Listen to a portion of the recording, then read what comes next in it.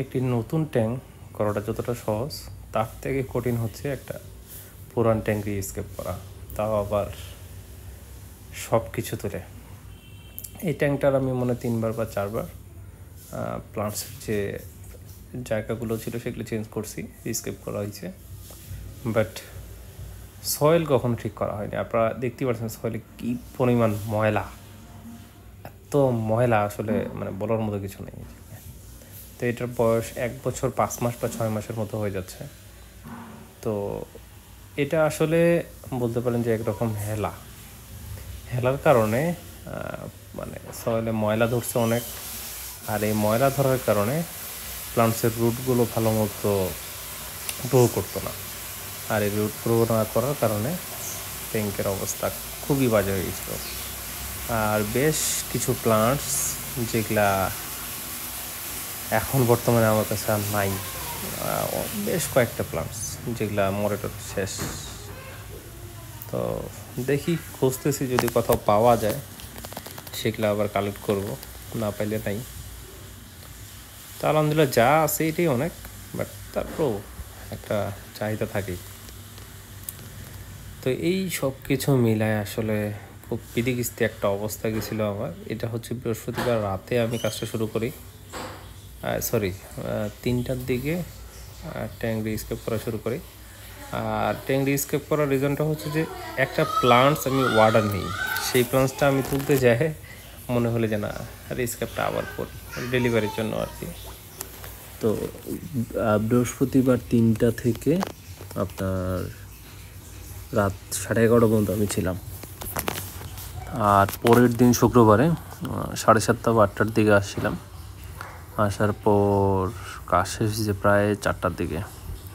প্লান্টসের root বাছাবাছি করতে আসলে মানে পুরো শরীর এবং পায়ের যে মানে মাংসপেশিগুলো ছিল সেগুলা সব ব্যথা।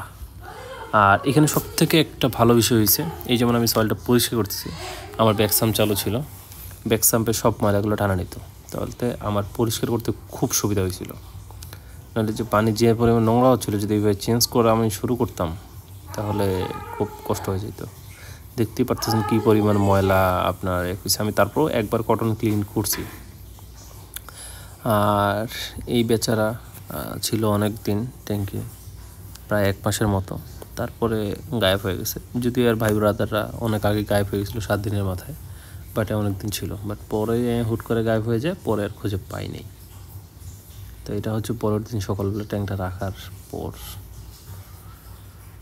তো ট্যাঙ্ক রিস্কেপ করে প্লান্টস তো আলহামদুলিল্লাহ ভালোই গ্রোথ হচ্ছে। আমি একটা শর্ট ভিডিও দিয়ে সামান্য কিছু স্যাম্পলের মতো দেখানোর চেষ্টা করছি, বাট খুব দ্রুত যদি প্লান্টসের আলহামদুলিল্লাহ গ্রোথ ভালো থাকে তাহলে আমি খুব দ্রুত আপনাদের সামনে পুরো ট্যাঙ্কটার পিক আবার শেয়ার করব। যদিও আমি পুরো ট্যাঙ্কের পিক শেয়ার করি না, জাস্ট ওই প্লান্টস ট্রিম করার পর বা নর্মালি একটা ভিডিও করলাম, রিলস করলাম, তখন শেয়ার করি।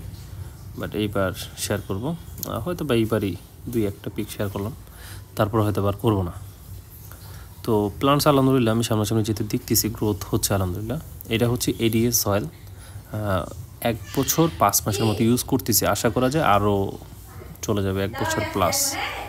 তো আপনার এখানে হচ্ছে লাইট আছে নেটক্লিয়ার লাইট, আমি ওকে লাইট ব্যবহার করি এগুলা। তো যেখানে কমার্শিয়াল জিনিস আমি ইউজ করব অবশ্যই সেখানে কমার্শিয়াল লাইটও থাকবে, সয়েলও ভালো থাকবে।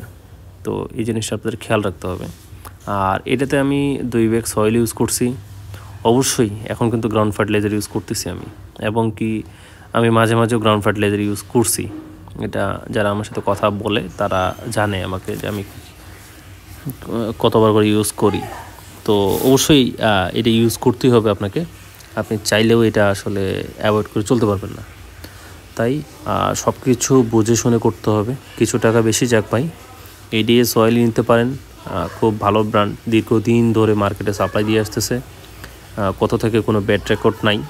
তো আশা করা যায় ভাই খুবই ভালো রেজাল্ট পাবেন আপনারা।